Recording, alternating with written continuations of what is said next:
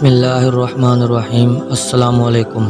دنیا کے لوگوں میں سے بدقسمت ترین وہ لوگ ہوں گے جو قیامت کے منظر کو خود اپنی آنکھوں سے دیکھیں گے۔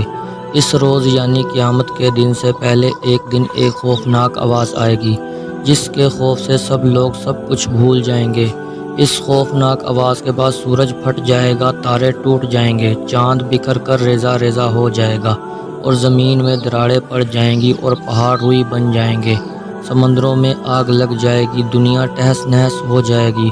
پھر اس خوفناک آواز کے ساتھ پوری دنیا کو اللہ تعالیٰ موت دے دے گا۔ جب سب کچھ ختم ہو جائے گا پھر پہلے، دوسرے، تیسرے اور اسی طرح ساتویں آسمان تک سب کو موت دے دی جائے گی۔ سب فرشتوں کو گرا دیا جائے گا اور انہیں زیر زبر کر دیا جائے گا۔ پھر رب تعالیٰ فرمائے گا کون باقی ہے؟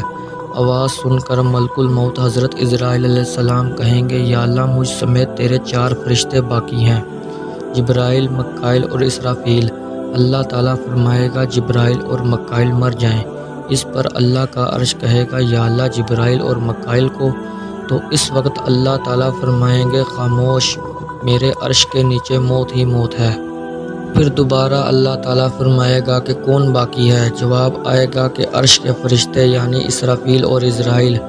پھر اللہ فرمائے گا اسرافیل مر جائیں، اور اس وقت اسرافیل سور پھونک رہے ہوں گے اور ان کے ہاتھ سے سور نکل جائے گا اور جا کر اللہ کے عرش پر لگ جائے گا۔ پھر اوپر اللہ اور نیچے صرف عزرائیل علیہ السلام باقی ہوں گے۔ پھر اللہ پوچھے گا کہ کون باقی ہے؟ تو جواب میں عزرائیل علیہ السلام کہیں گے کہ بس اب تو میں ہی باقی ہوں۔